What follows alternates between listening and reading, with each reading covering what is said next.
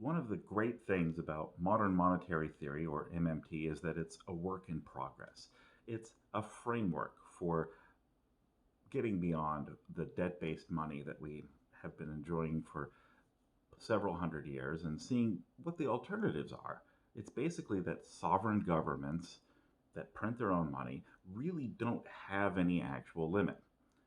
Then again, it's not just a work in progress, as I discussed before, it's the reality. It was the reality for the last 50 years or so. And during the COVID crisis, it's very much the reality. The government that prints the money prints as much as it needs to get through the crisis. And right now, we're in a regime of modern monetary theory, whether we like it or not. What do we go to after this?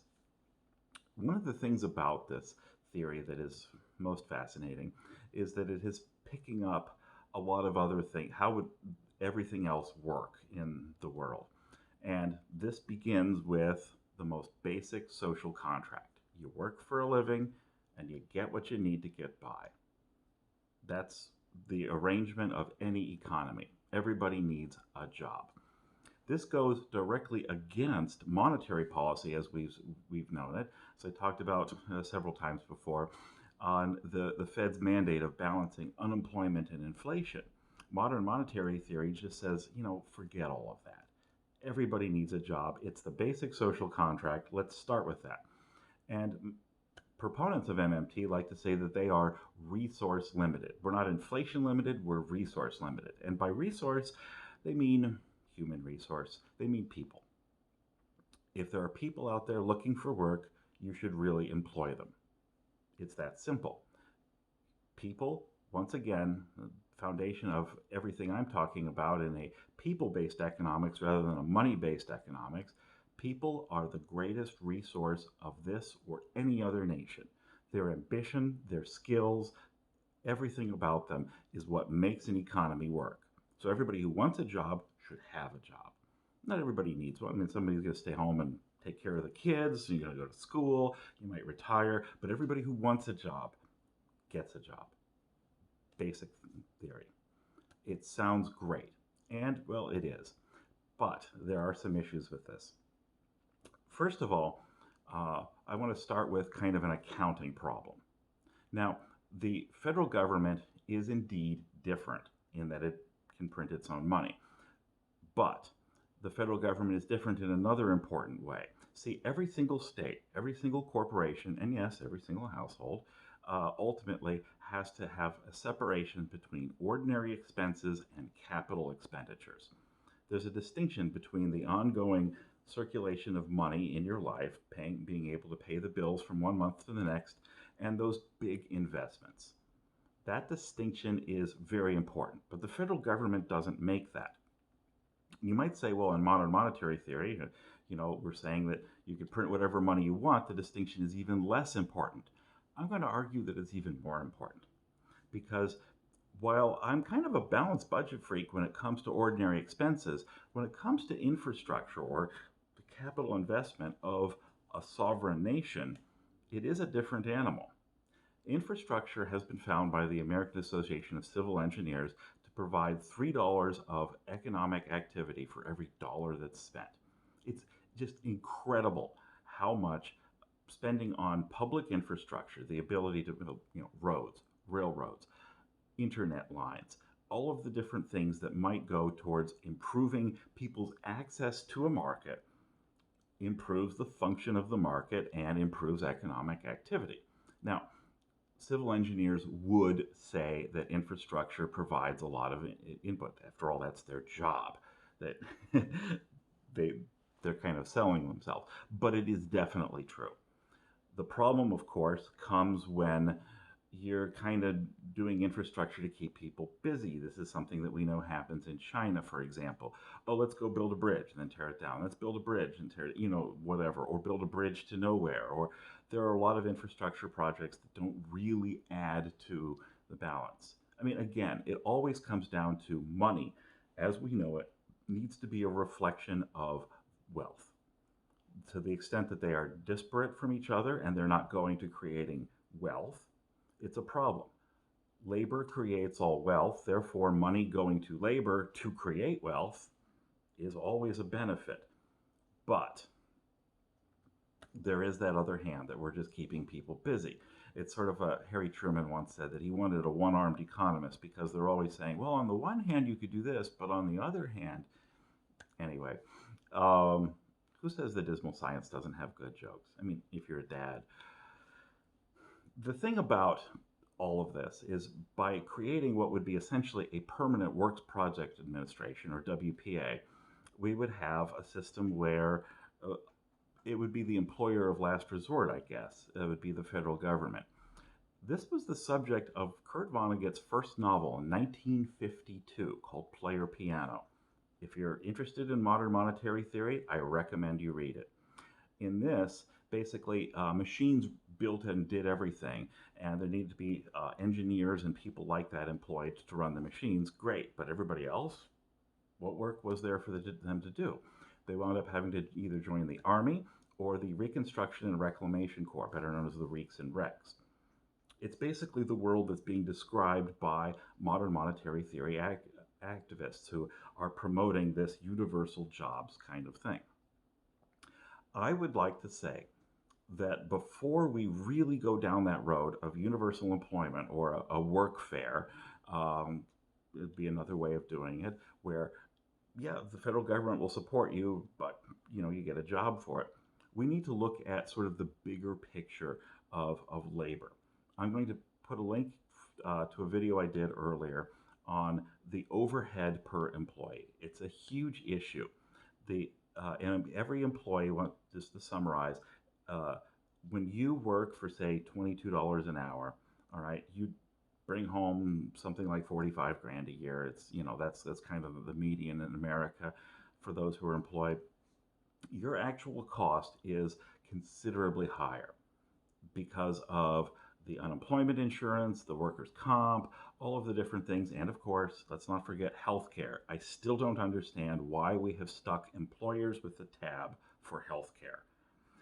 This overhead per employee is more significant at the lower end, the lower wage jobs. So when we talk about things like raising the minimum wage, for example, well, if we start by looking at the overhead per employee, the actual cost of bringing in somebody, that would go a long ways towards making it more attractive to hire people to do things that otherwise are going towards machines.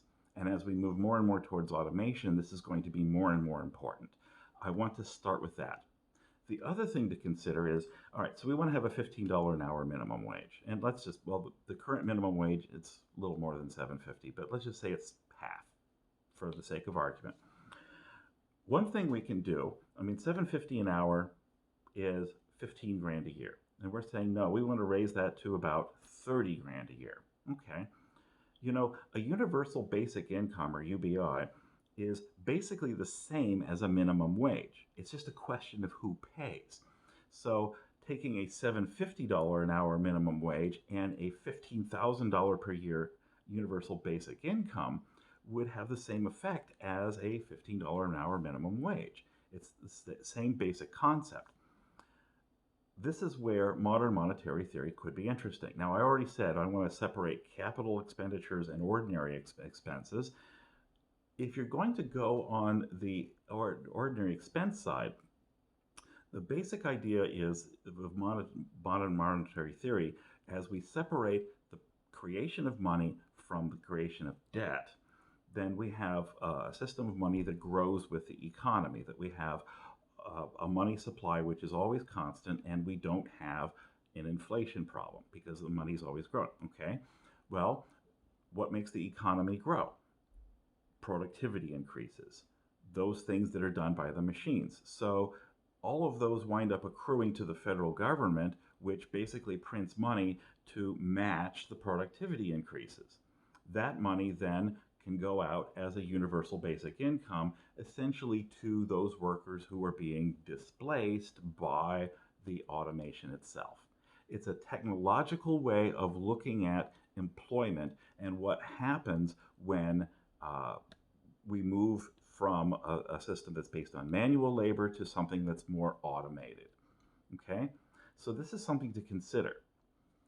I've already gone from one hand to the other. Yes, separating capital from ordinary expenses is good for looking at exactly where we are in this, if nothing else. I still think the infrastructure thing is much more attractive, even though I kind of dissed it with the Vonnegut thing. But overall, when we talk about modern monetary theory, it is the reality of the situation. And in fact, this is what we've talked about with the Paycheck Protection Program, etc. Why is the government printing money? Well, to keep people employed. We're there.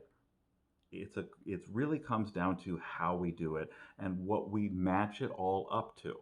Now, infrastructure development is absolutely, again, that is something that we could easily separate out and probably should be doing so that we can evaluate it separately. Should that be matched to the overall growth of the money supply and keep the ordinary expenses in a balanced budget? That's the easy way to do it.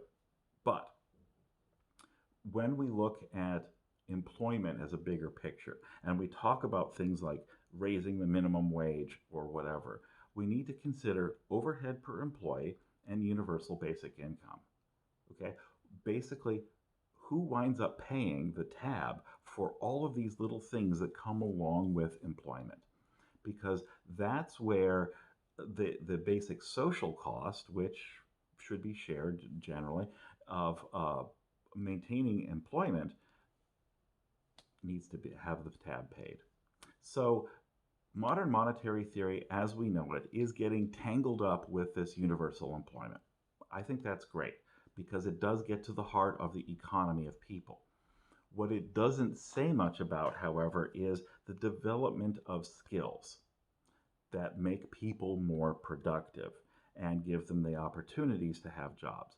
That may be something completely different, but if you're going to talk about an investment, maybe it's not an investment in infrastructure, it's an investment in people that you're actually looking for. Maybe it's not just a universal basic income that keeps them going. Maybe this is where we look at the skills development. There are a lot of different dimensions to it. I've come down on both sides in several different things. Why? Because modern monetary theory is very much a work in progress, despite the fact that we're living through the hot patch of making it work right now. What is key to me, no matter how we look at it, is that the sovereign nation at the very top of the economic pecking order does create some of the money in our system. As I said before, most of it is actually created by banks, and we need to take that into account. But the money that is created for social purposes and for basically having money keep track with the actual wealth of the nation, that money is really created by technological advances. No matter how we look at it, the economy is growing not because we're consuming more resources, but because we're making better use of the human resources, the skill, the techne of every single person. That's what a technologically based society is all about. Where does that money wind up going? Infrastructure to support that continued development and support access to the market, that's an obvious one. But if we look at what it takes to keep everybody employed, there are other considerations that I think really need to come first. One of them is the possibility of putting this towards a universal basic income, but certainly the overhead per employee. Let's start with that. Let's start with those social costs of ensuring and keeping everybody healthy. That makes more sense to me. Thank you.